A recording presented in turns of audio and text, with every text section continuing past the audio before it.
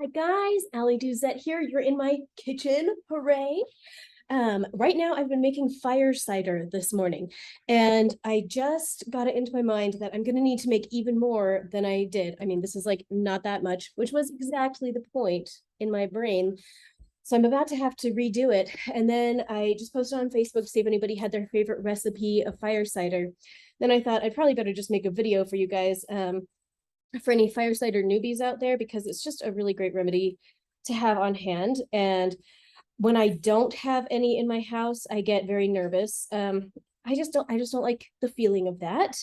I have some in my fridge right now that I bought from a friend who makes this like as her job, but she had to shut down her kitchen recently. So now I have to do it myself, which is fine because it's very doable. So right now I'm peeling garlic. Let me walk you through what I've put in here so far.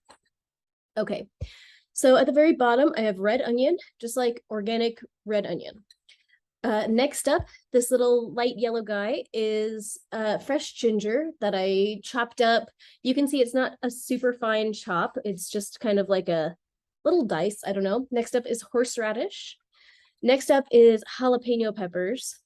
Next up is a lemon. This is organic lemon with the rind still on. And, you know, recipes will tell you different stuff. It'll be like the zest of a lemon or like the zest and the juice of a lemon. And I'm just kind of too lazy to deal with that. So I just cut up a lemon and stuck it in there, and it's going to be fine.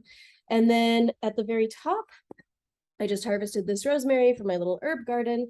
You can see that the half of the onion in this side ended up filling up this jar a lot more than this jar. So I've been just splitting everything in half and putting half in each jar. This one's almost full, and then this one is like not that full. And so up next, let's see if I can tilt it down. Up next is to add a bunch of minced garlic. And so one of the secrets to life, apparently, is that all pre-peeled garlic that you see in the store was peeled by a person. The only way that we get peeled garlic is with human effort. Human beings have to sit down and do what I'm doing and try and peel garlic themselves, you know. And I know there's like better ways to do it, but that's okay. That's what I just did. So I've just peeled a whole clove of garlic, or a whole head of garlic, you know. And now I'm gonna chop it up. Not, you know, terribly finely. I'm like not invested in it being super tiny and perfect looking. I just want a lot of surface area for all of this to be able to touch, you know. Basically, what we're gonna do next is add a bunch of vinegar to this. And then, so you want as much surface area on all of these herbs and things as you can get. Oh, can you hear my little toddler crying in the background? Gonna see if she self-regulates or if I need to pause the video and go deal with her. Okay, so here we go. I've just kind of like chopped everything up. I'm gonna tell you, one of the best things that I have done in my life is take a knife skills class. It may not look like I have taken a knife skills class. I don't know. I didn't, you know, invest my whole life into it or something. But it has made chopping just so much easier to do. And so one of the people that I started following like very early on in my journey was a guy whose philosophy was that everything that you do normally, you should be like really good at. Like you should go and watch videos on how to do your laundry in the best way. Like you should learn how to iron in the most effective and easy way that makes everything look good. Like learn how to tie a tie really good. Learn how to make scrambled eggs really good. And I just thought that made so much sense. And so I love that philosophy. I'm not good at everything. And I don't watch videos on like everything, but I just love the whole concept of that. Okay, so now I don't want to touch it with sticky hands. Okay. So you can see I've filled it up some more with this garlic, and on this one we're like pretty much to the top. And if I just like get a little spoon and see if I can crush it down, it has a little bit more room in there. And this one has like kind of a lot more room. So what I'm gonna do is get another onion for the top of it. because each one of these is supposed to have an entire onion, and I just did 1/2 onion in each. So I will do that so quickly. Here's my onion. Okay. Okay, so why would you want fire cider? Let's talk about it while I quickly chop this onion. You would want it because so everything in it is very like aromatic, right? Everything or these very potent types of herbs and they spices, but like they're very potent things. Like garlic is pretty potent. Now I'm probably gonna cry in front of you as I chop up this onion, but these onions, they all of these things that smell very strongly and that taste very strongly, like lemons and jalapenos, they all just contain a really high proportion of different chemicals that are just very powerful for your immune system. And so it's really good to have a lot of them when you're sick. Maybe some of you have had an onion poultice. If you get sick with some kind of cough or something, you can make yourself a little poultice of onion, put it on your foot, put it on your ear if you have an earache or something.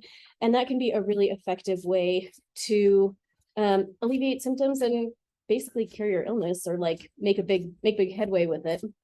And so this is really just a bunch of really powerful plants, right? And then we're going to cover it all with apple cider vinegar. And you want organic with the mother, which the mother, for those that don't know, is kind of like the little scum in it that is actually alive. It's living, and that's what makes vinegar. And I haven't even shown this to anybody, but I'm going to show it to you right now. This is my vinegar that I'm making right this minute. Here it is.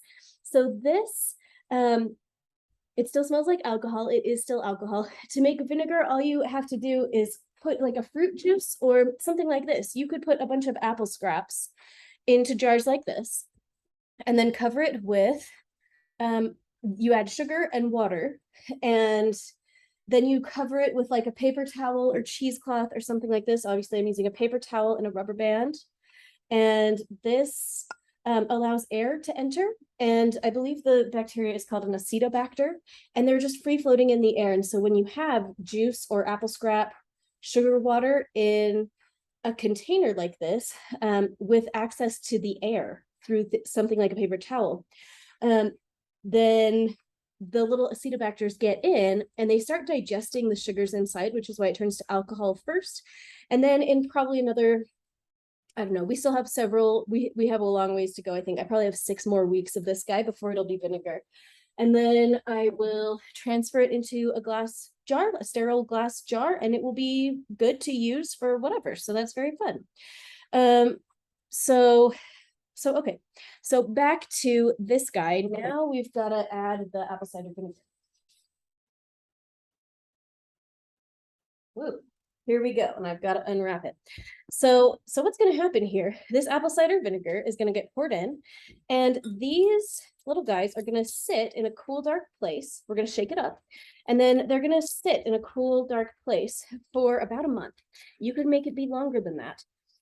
But about a month is as long as it will take for this stuff to be as potent as you want it for medicinal purposes. So I make it as medicine. And what we're going to do after it's been aged for a month, we'll strain it and pour it into sterile glass bottles. And then I'll show you what my friend did, my friend's type of glass bottle. This is the tail end of hers that I've been saving. Hers is quite dark, and I'm not really sure why it is so dark. But maybe it's just super, super potent or something. But what you would do is just take a little shot of it a couple times a day when you're sick, or if you're healthy and you don't want to be sick. I woke up with that little throat tickle today and thought, dang it, I only have like 2 more sips of that fire cider, and I'm going to be a really sad person if I have to deal with the whole winter and I don't have any fire cider, So here we are.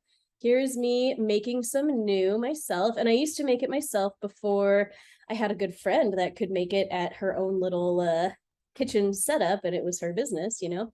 But now that I don't have that, I need to make it myself. So this is organic, unfiltered apple cider vinegar. So maybe you can see or maybe you can't, but as I was filling it up, a lot of bubbles were coming to the surface. Where's my little spoon? Here we go. But you will see for yourself if you ever do this, that taking a spoonful of this a couple times a day during the winter is going to be really, really powerful and effective for staving off colds and for helping you recover from colds that you already have. So this is just one of my very favorite things for that. And I mean, I benefit from really liking spicy foods and like vinegars and vinaigrettes. I love that stuff. So this tastes great to me. It's like spicy, oniony, garlicky vinegar. I'm like, yes, my favorite flavors. My husband hates all of that stuff, and he basically will not have this.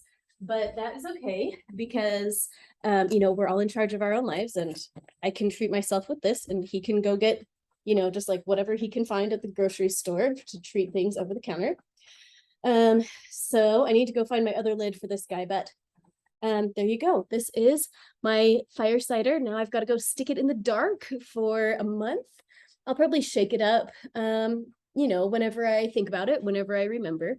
And then at the end of that time, I'll strain it out and put it into the bottle and take a spoonful when I need to, probably a couple times a day.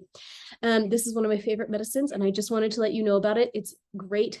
And this is just a variation that I did based on a number of recipes. I went ahead and read probably 5 recipes this morning and just picked things that I could find and that I wanted in there, I guess.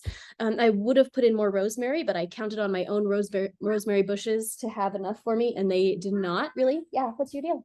Can I watch a show? Can I watch a show? Yeah, I'm gonna cut that up for you in 10 minutes, okay? Can you wait for 10 minutes? Can I finish my video? Do you want to say hi? Say hello. Hello. But can I stay up here? You can, but let me finish my video. Sorry, guys. So anyway, some recipes call for things like peppercorns. Some recipes will have you use turmeric, and I would have used turmeric, but I went to several different grocery stores and couldn't find like actual turmeric. So sometimes they'll have you put in turmeric powder, which I could do, and I'm like, hemming and hawing about it. I think I'd rather just like take the turmeric. Like I have capsulated turmeric. I'll just take that, and my Vitify, if you've heard of that, it's like nano turmeric. But yeah, this is one of my favorite go-tos. And so now you know about it. You can go ahead and make some, and it is just a great medicine that you can have around. And it's just made of powerful plants and so effective for colds. And that's all that I wanted to say. So thank you for being here. I hope you have the best day. And one last note is that we have an eclipse portal coming up in just about 10 days, and it ends on election day in the United States. So this is a big deal. I'm planning to make more videos about that very soon. But as you can see, I had some other top priority things going on today. So we'll talk more about that soon. I hope you have the best day.